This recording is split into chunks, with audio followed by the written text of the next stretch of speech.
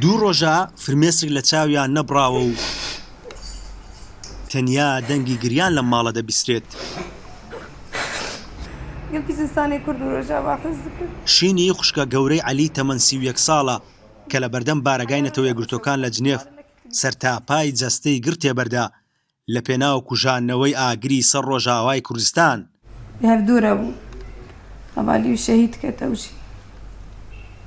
خەمی لە دەستدانی خاک لەلایەک و سەدا هەشتای جەستەی سوتاوی عەلی بۆ خانەوادەکەی بووە بە کۆستێکی ئەبەدی. ئەم دخوازن یعنی حەقێکی ژمەر چێکن یعنی مەجی ئینسانی ئەمژی ئینسان ئەمژی ببن بە حەق وەلاتی مەجی چێ ببن جیواری مەژی چێ ببن خۆرتی مە بەس شەهید بکەبن ماڵی مە بەس بنە هەبێ زارۆکی مە بەس بێن کوشتن.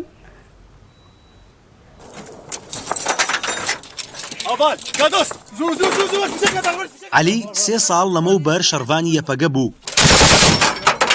لە شەڕەکاندا لەگەڵ دۆشکەکەی هەمیشە لە پێشەوە بوو. کە دەچێتە ئەوروپاش بەردەوام وەک چالاکوانی مەدەنی دەردەکەوت. تاوەکو ئێستا باوکو و دایکە بە ساڵاتچوەکەی عەلی بە ڕووداوەکەیان نەزانیوە. مامی عەلیە کاتێک عەلی شەڕڤان بووە لە نزیکەوە ئاگاداری بووە و باز لە بەرخودان و نەبەردی ئەوی بۆ کردین کە جاری وا هەبووە بە 4 مانگ لە بەرەکانی شەڕی دژ بە داعش ماوەتەوە و جەنگاوە. نیگەران و داغ لە دڵە بەرامبەر کۆمەڵگەی نێودەوڵەتی دەڵێت تەنیایان کردین و خاک و ڕۆڵەکانمانیان دایە دەست قەدەر.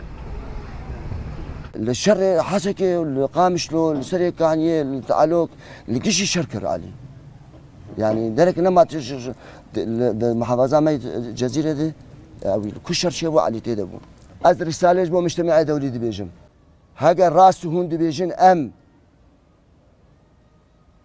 ديمقراطينا وام ما في انسان على الجماهير كلام بكن ورن سلك عن يشخر بنرن او ورن المستشفيات اشخر بنرن زاروك مكشوتين مواد كيماوي كلام بكن يا اما والله من دروادكن.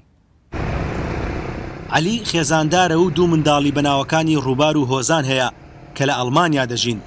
بەر لەوەی ئاگر لە جەستەی خۆی بربدات پەیوەندی بە کەسوکاری کردووە کە دەگەڕێتەوە ڕۆژاوای کوردستان و دەبێتەوە شەڕڤان.